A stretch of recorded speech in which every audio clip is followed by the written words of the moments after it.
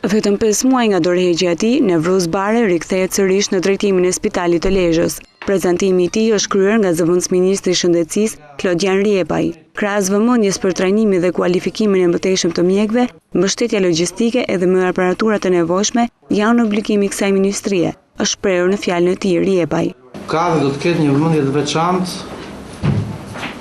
për të zgjidhur shumicën e problematikave që hasin kryesisht në logjistik dhe në shërbimet mbështetëse të këtyre spitaleve, qoftë në infrastrukturë apo dhe në pajisje, por që nga pikpamja e praktikës klinike, nga pikpamja e vendosjes së diagnozës, nga pikpamja e trajtimit ndjekjes së pacientëve, nuk janë më poshtë se